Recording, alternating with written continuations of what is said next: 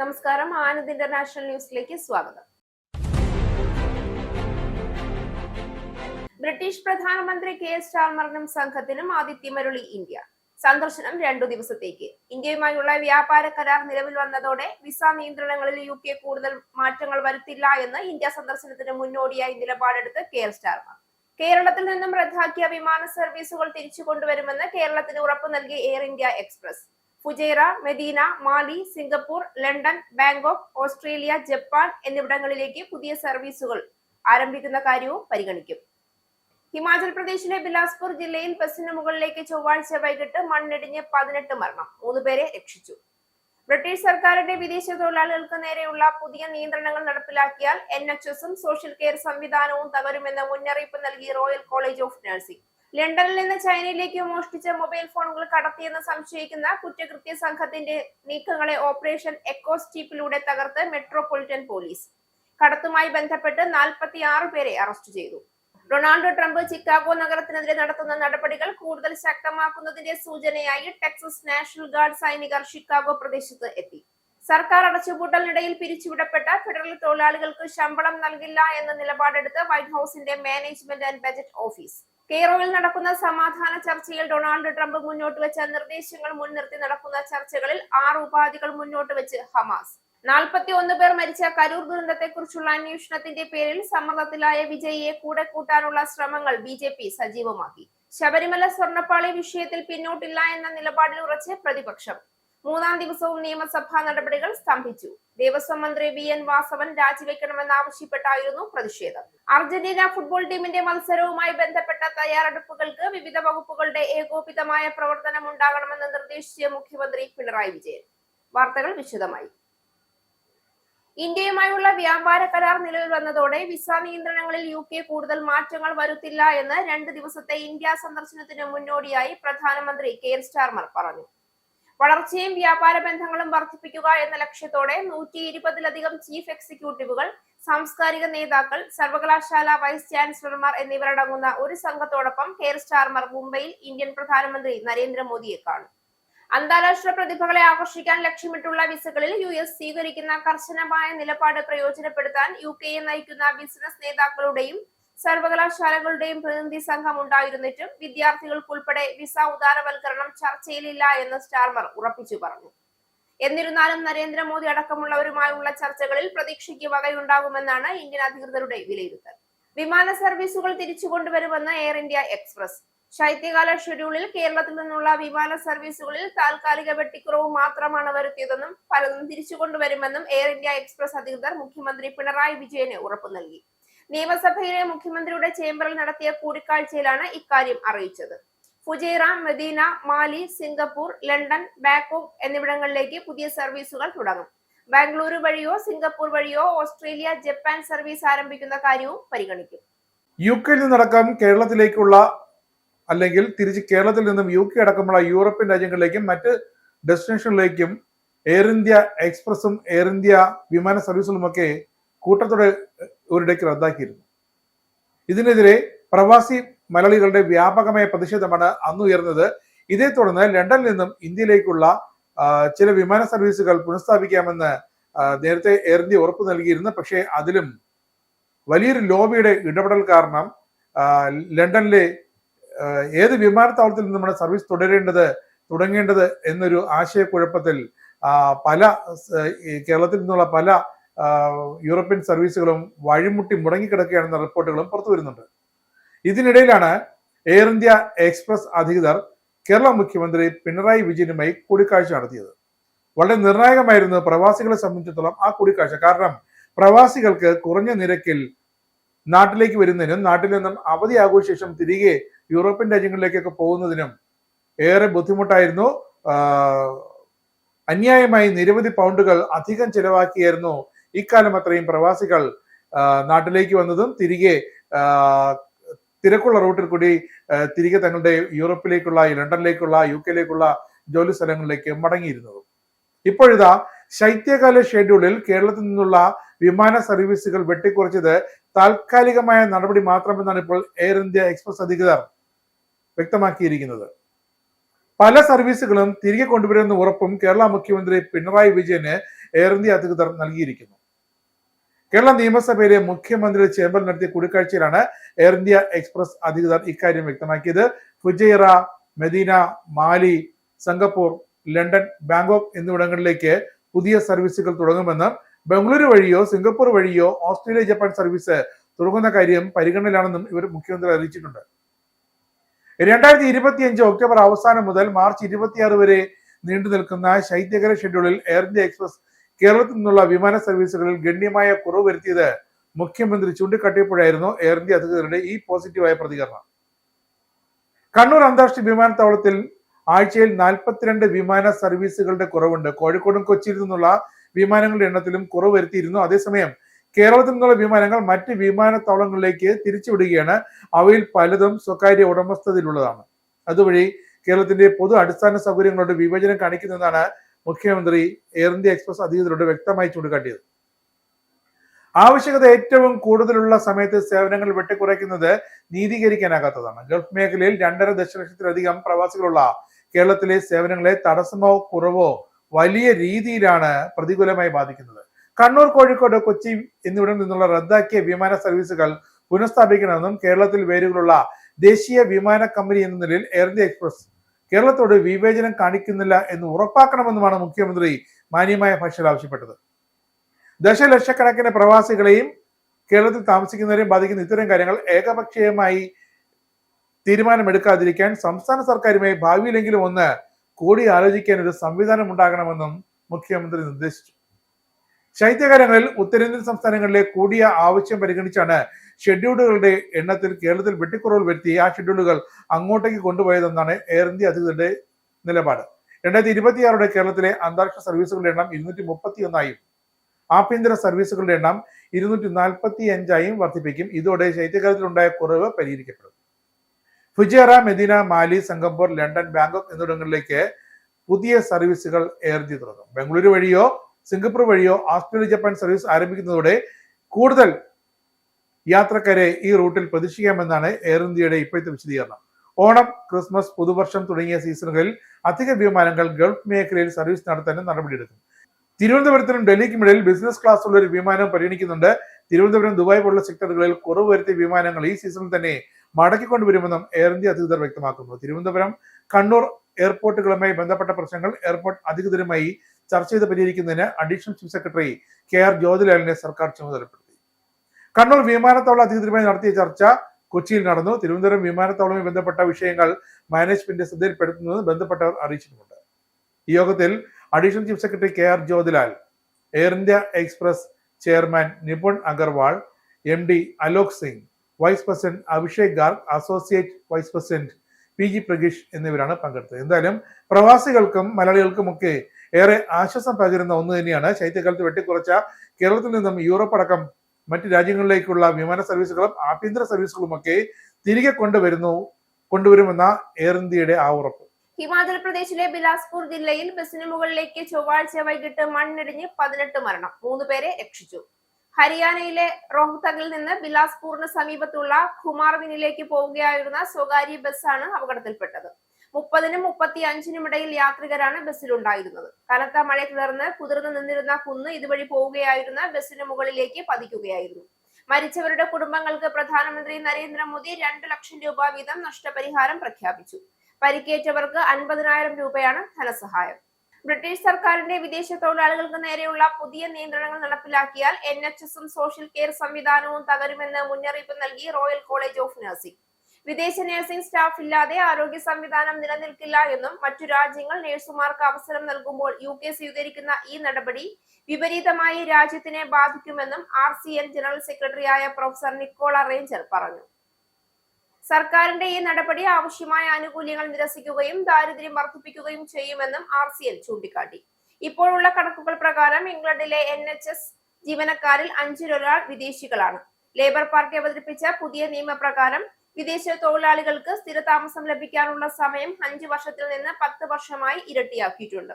സ്ഥിരതാമസം ലഭിച്ചാൽ മാത്രമേ ഇവർക്ക് ബെനിഫിറ്റുകൾ, tax free child care, housing support, disability allowance തുടങ്ങിയ ആനുകൂല്യങ്ങൾ ലഭിക്കുകയുള്ളൂ. ലണ്ടനിൽ നിന്ന് ചൈനയിലേക്ക് മോഷ്ടിച്ച മൊബൈൽ ഫോണുകൾ കടത്തിയെന്ന് സംശയിക്കുന്ന കുറ്റകൃത്യ സംഘത്തിന്റെ നീക്കങ്ങളെ ഓപ്പറേഷൻ എക്കോസ്റ്റീപ്പിലൂടെ തകർത്ത് മെട്രോപൊളിറ്റൻ പോലീസ്. കടത്തുമായി ബന്ധപ്പെട്ട് 46 പേരെ അറസ്റ്റ് ചെയ്തു. കഴിഞ്ഞ ഡിസംബറിൽ ഹീത്രോ വിമാനത്താവളത്തിനു സമീപത്തുള്ള ഒരു ഗോഡൌണിൽ നിന്ന് ഹോങ്കോങ്ങിലേക്ക് പോകുന്ന ബോക്സിൽ ഏകദേശം 1000 ഐഫോണുകൾ കണ്ടെത്തിയതോടെയാണ് അന്വേഷണം ആരംഭിച്ചത്. ഇതിൽ ഭൂരിഭാഗം ഫോണുകളും മോഷ്ടിച്ചതാണ് എന്ന് പോലീസ് കണ്ടെത്തി. തുടർന്ന് ഓപ്പറേഷൻ എക്കോസ്റ്റീപ്പ് എന്ന പേരിൽ പ്രത്യേക അന്വേഷണ സംഘം രൂപീകരിച്ചിരുന്നു. ഇതിനെ തുടർന്നാണ് സാങ്കേതിക തെളിവുകൾ ഉപയോഗിച്ച് പ്രതികളെ തിരിച്ചറിഞ്ഞത്. സെപ്റ്റംബർ 23-നാണ് രണ്ടുപേരെ അറസ്റ്റ് ചെയ്ത് കസ്റ്റഡിയിലെടുത്തത്. ഇവരുടെ വാഹനത്തിൽ നിന്നും താമസ സ്ഥലങ്ങളിൽ നിന്നും 2000 ഫോണുകളാണ് പോലീസ് പിടികൂടിയത്. പ്രതികൾ പ്രധാനമായും ആപ്പിൾ ഉൽപ്പന്നങ്ങളാണ് ലക്ഷ്യമിട്ടിരുന്നതെന്ന് പോലീസ് അന്വേഷണത്തിൽ കണ്ടെത്തി. വിദേശ വിപണിയിൽ ലഭിക്കുന്ന വൻ ലാഭമാണ് ഇതിന് പിന്നിലെ പ്രധാന കാരണമെന്ന് ഡിറ്റക്റ്റീവ് ഇൻസ്പെക്ടർ മാർക്ക് ഗേവിൻ വ്യക്തമാക്കി. തെരുവ് മോഷ്ടാക്കൾക്ക് ഓരോ ഫോണിനും 300 പൗണ്ട് വരെ ലഭിച്ചിരുന്നു. ഈ ഫോണുകൾ ചൈനയിൽ ഏകദേശം 3700 പൗണ്ടിന് വരെ വിലയ്ക്ക് വിൽക്കപ്പെട്ടിരുന്നുവെന്നും പോലീസ് കണ്ടെത്തി.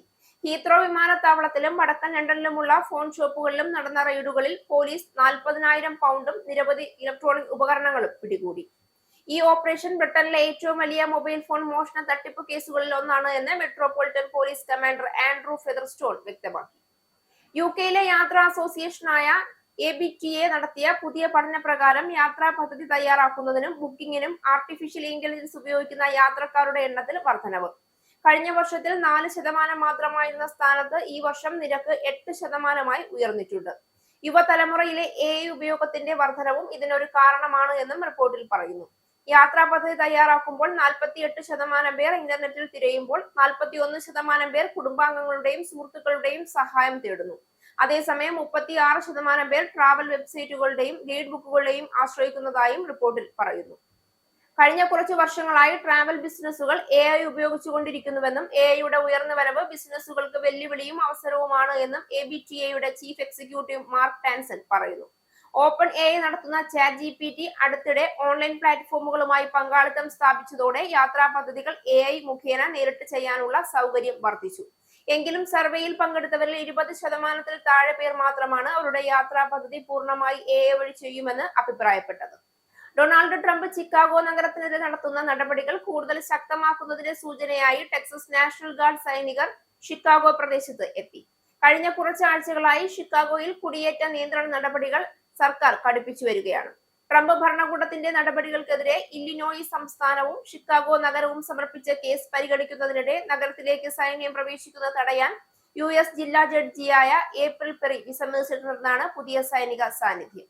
സർക്കാർ അടച്ചുപൂട്ടലിനിടയിൽ പിരിച്ചുവിടപ്പെട്ട ഫെഡറൽ തൊഴിലാളികൾക്ക് ശമ്പളം നൽകില്ല എന്ന നിലപാടെടുത്ത് വൈറ്റ് ഹൌസിന്റെ management and budget office.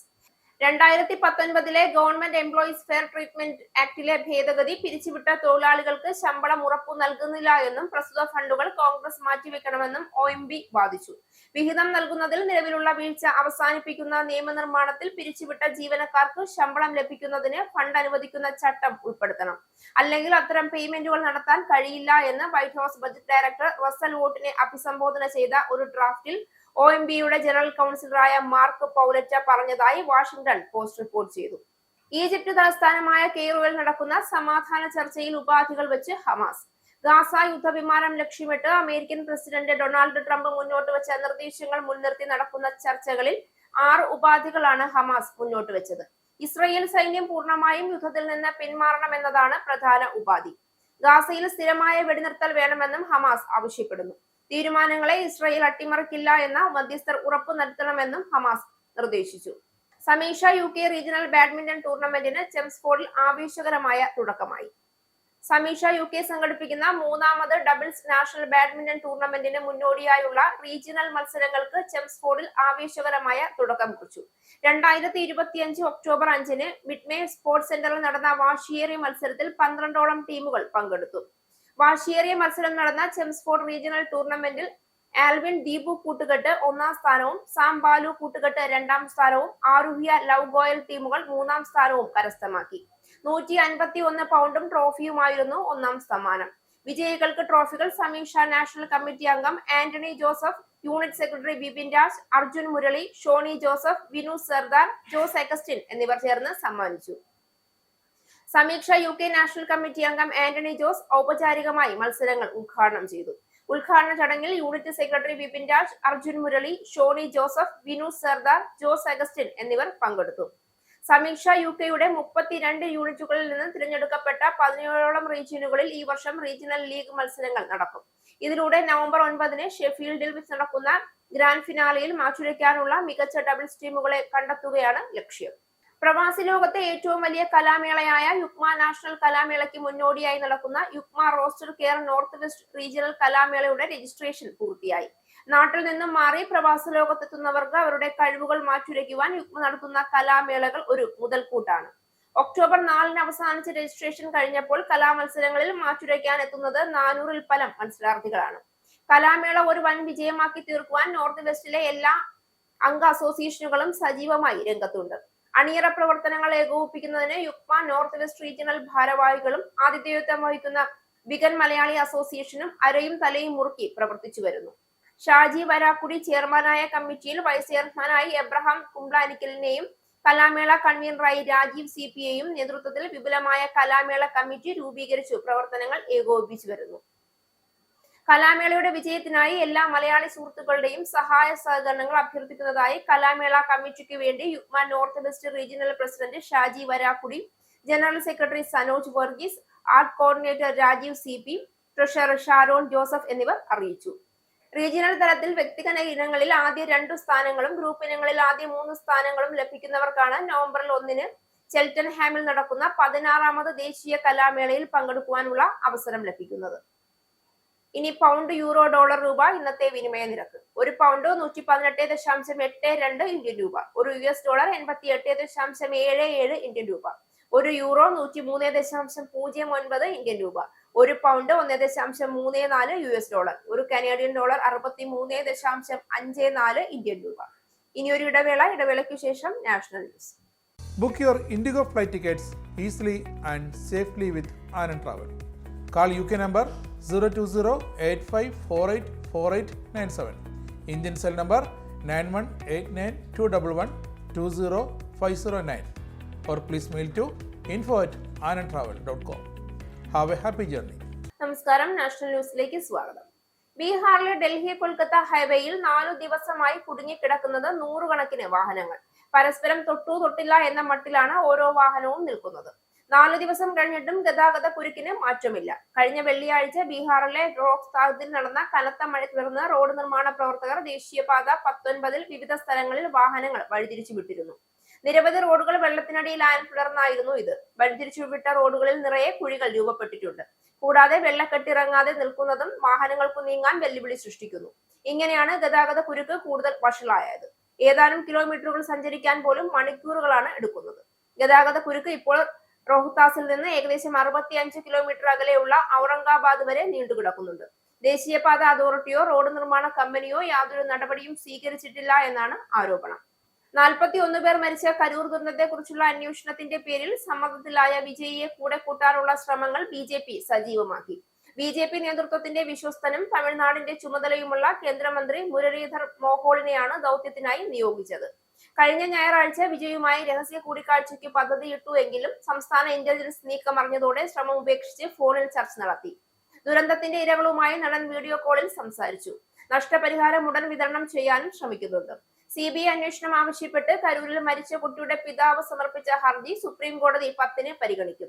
Judicial commission അന്വേഷണം പൂർത്തിയാക്കി റിപ്പോർട്ട് നൽകാൻ 3 മാസമാണ് അനുവദിച്ചിരിക്കുന്നത്. ഭാവിയിൽ ദുരന്തങ്ങൾ ആവർത്തിക്കാതിരിക്കാനുള്ള നിർദ്ദേശങ്ങൾ നൽകണമെന്നും ആവശ്യപ്പെട്ടിട്ടുണ്ട്. LPG സിലിണ്ടറുകൾ നിറച്ച ട്രക്കിലേക്ക് ടാങ്കർ ഇടിച്ചുകയറിയുണ്ടായ സ്ഫോടന പരമ്പരയിലും പൊട്ടിത്തെറിയിലും ഒരാൾക്ക് ദാരുണാന്ത്യം. ജയ്പൂർ അജ്മീർ ദേശീയപാതയിൽ ചൊവ്വാഴ്ച രാത്രിയാണ് സംഭവം. ടാങ്കറിന്റെ ഡ്രൈവറാണ് മരിച്ചത്. ഗ്യാസ് സിലിണ്ടറുകൾ പൊട്ടിത്തെറിക്കാൻ തുടങ്ങിയതോടെ ട്രക്കിനും ടാങ്കറിനും തീപിടിക്കുകയും ചെയ്തു.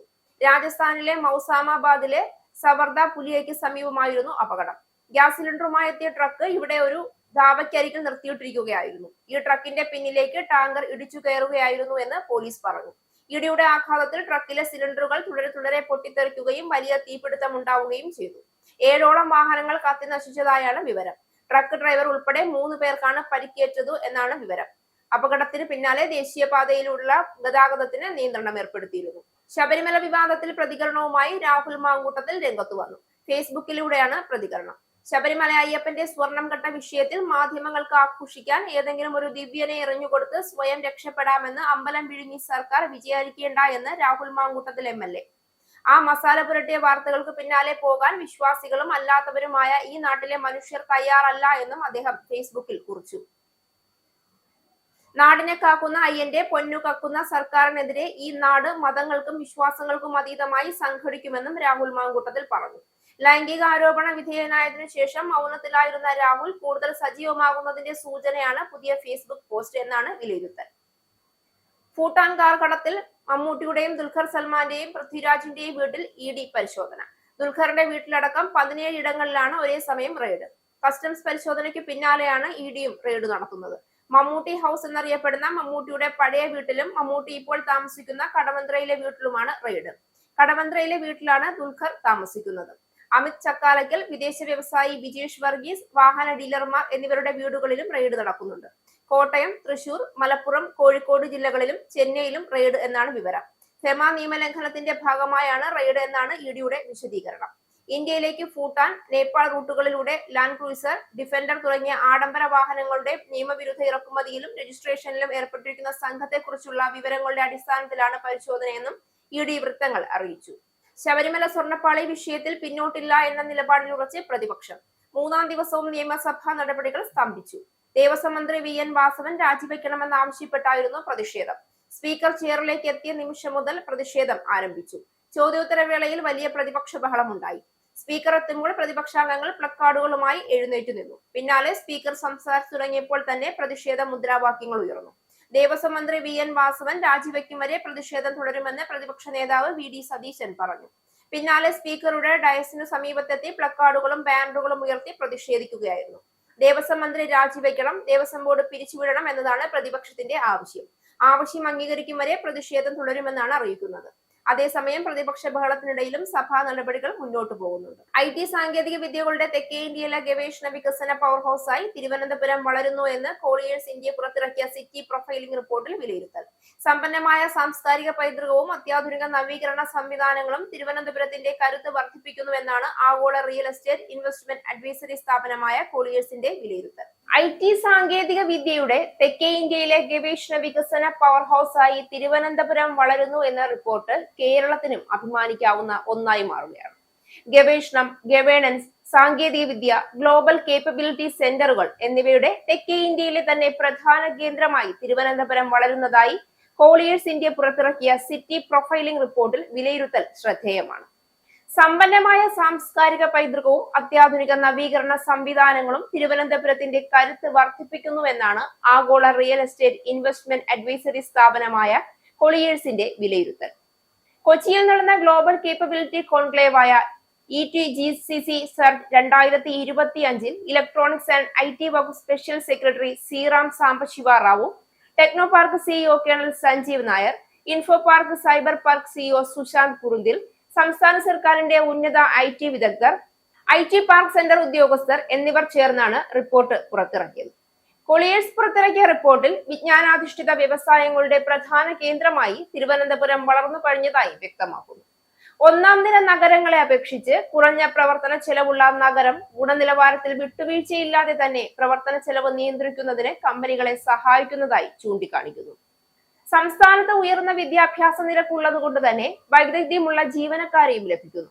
മികച്ച നഗരവികസനത്തിനും ഗവേണൻസിനുമുള്ള അംഗീകാരമായി സുസ്ഥിര നഗരവികസനത്തിനുള്ള UN ഹാബിറ്റാറ്റിന്റെ ഗ്ലോബൽ അവാർഡ് കരസ്ഥമാക്കിയ ആദ്യ ഇന്ത്യൻ നഗരമായി തിരുവനന്തപുരം മാറിയിട്ടുണ്ട് എന്നും റിപ്പോർട്ടിൽ പറയുന്നു. അടിസ്ഥാന സൗകര്യ പദ്ധതികളെയും ഗവേഷണ വികസന പവർ ഹൗസ് എന്ന രീതിയിലുള്ള പ്രാധാന്യത്തെയും ചൂണ്ടിക്കാട്ടി നഗരത്തിന്റെ ഭാവി സാധ്യതകൾ റിപ്പോർട്ട് വ്യക്തമാക്കുന്നു. ദക്ഷിണേന്ത്യയിലേക്കുള്ള സുപ്രധാന കവാടമായി തിരുവനന്തപുരത്തെ ചൂണ്ടിക്കാട്ടുന്ന റിപ്പോർട്ടിൽ അദാനി വിഴിഞ്ഞം തുറമുഖം, air connectivity, outer area growth corridor, തീരദേശ ഹൈവേ തുടങ്ങിയ പ്രധാന പദ്ധതികളെ പറ്റി പരാമർശമുണ്ട്. ടോറസിന്റെ ഡൗൺ ടൗൺ ട്രിവാൻഡ്രം, ബ്രിഗേജ് ഗ്രൂപ്പിന്റെ world trade center, phase 3 code project, phase 4 എന്നിവയടക്കം ടെക്നോ പാർക്കിൽ വരാനിരിക്കുന്ന IT പദ്ധതികളെ പറ്റിയും റിപ്പോർട്ട് പ്രതിപാദിക്കുന്നു. അർജന്റീന ഫുട്ബോൾ ടീമിന്റെ മത്സരവുമായി ബന്ധപ്പെട്ട തയ്യാറെടുപ്പുകൾ ചർച്ച ചെയ്യാൻ മുഖ്യമന്ത്രി പിണറായി വിജയന്റെ അധ്യക്ഷതയിൽ ഉന്നതതല യോഗം ചേർന്നു. നവംബർ മാസം കൊച്ചി ജവഹർലാൽ നെഹ്റു അന്താരാഷ്ട്ര സ്റ്റേഡിയത്തിലാണ് മത്സരം നടക്കുക. സ്റ്റേഡിയം ലോകോത്തര നിലവാരത്തിൽ ഉയർത്തുന്നതിനുള്ള അറ്റകുറ്റപ്പണികൾ ഉടൻ പൂർത്തിയാക്കും. കർശന സുരക്ഷാ സംവിധാനങ്ങൾ ഒരുക്കും. ഫാൻ മീറ്റ് നടത്താനുള്ള സാധ്യതകൾ ചർച്ച ചെയ്തു. പാർക്കിംഗ്, ആരോഗ്യ സംവിധാനങ്ങൾ, ശുദ്ധജല വിതരണം, വൈദ്യുത വിതരണം, മാലിന്യ സംസ്കരണം തുടങ്ങിയ ക്രമീകരണം ഏർപ്പാടാക്കും. വിവിധ വകുപ്പുകളുടെ ഏകോപിതമായ പ്രവർത്തനം ഉണ്ടാകണമെന്ന് മുഖ്യമന്ത്രി നിർദ്ദേശിച്ചു. മത്സരവുമായി ബന്ധപ്പെട്ട കാര്യങ്ങൾ ഏകോപിപ്പിക്കാൻ ഒരു IAS ഓഫീസറെ നിയമിക്കും. ചീഫ് സെക്രട്ടറിയുടെ നേതൃത്വത്തിലുള്ള സമിതി സംസ്ഥാന തലത്തിൽ പ്രവർത്തിക്കും. ജില്ലാതലത്തിൽ ജില്ലാ കളക്ടർമാർക്കായിരിക്കും ഏകോപന ചുമതല. മുഖ്യമന്ത്രിയുടെ കോൺഫറൻസ് ഹാളിൽ ചേർന്ന യോഗത്തിൽ കായിക വകുപ്പ് മന്ത്രി വി അബ്ദുറഹ്മാൻ, വ്യവസായ വകുപ്പ് മന്ത്രി പി രാജീവ്, തദ്ദേശ സ്വയംഭരണ വകുപ്പ് മന്ത്രി MB Rajesh, chief secretary doctor A Jayathilak, സംസ്ഥാന പോലീസ് മേധാവി റവാഡ ചന്ദ്രശേഖർ തുടങ്ങിയവരും വിവിധ വകുപ്പ് മേധാവികളും ബന്ധപ്പെട്ടവരും പങ്കെടുത്തു. പ്രധാന വാർത്തകൾ ഒരിക്കൽ കൂടി. ഈ ന്യൂസ് ബുള്ളറ്റിൻ അവസാനിച്ചു. നന്ദി.